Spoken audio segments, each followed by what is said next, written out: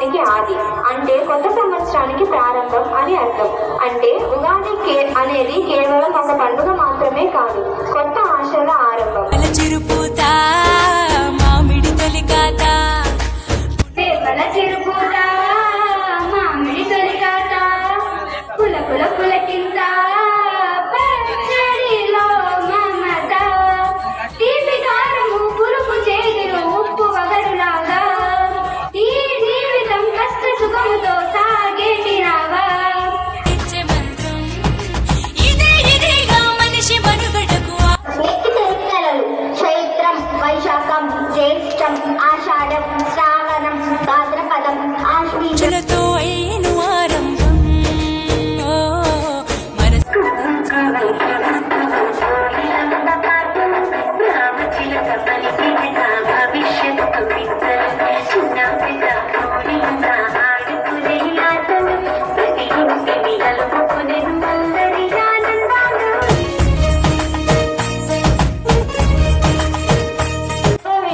శుక్ల ప్రమోదూత ప్రజాపతి అంగీరస శ్రీముఖ భవయుల దాత ఈశ్వర పడిసింది గుడికి తలెత్తింది ఇనుప చెట్టు కొమ్మల్లో ఇరుగు పూల రెమ్మల్లో పిట్ట పాట పాడింది పల్లె ఆటలాడింది పట్టు సీర చుట్టింది తోరణాలు కట్టింది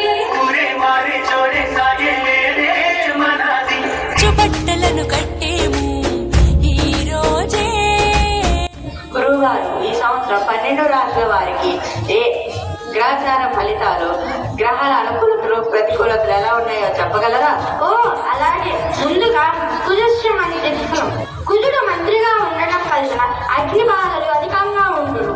ఏకమేవ అద్వితీయం బ్రహ్మని పూజలు చేసెదము. జీవితంలో నవరసాలు సమముగా స్వీకరించెదము. విళంబినామ సంవత్సరం విజయ పరంపర ప్రారంభం. 6 రుచులతో అయిను ఆరంభం. మనసుకు తెచ్చెను తరగని సంతోషం.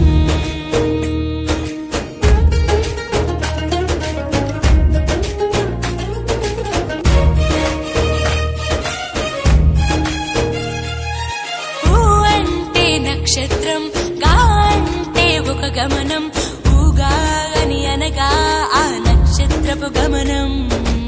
ఊగాది అనగా నక్షత్ర గమనాన్ని లెక్క కట్టడం ప్రారంభించిన రోజు అని అర్థం. తెలుగు జాతికిది శ్రీకారం, ఇదే కొత్త మన సంవత్సరం. ఉగాది సృష్టికి ఆరంభం.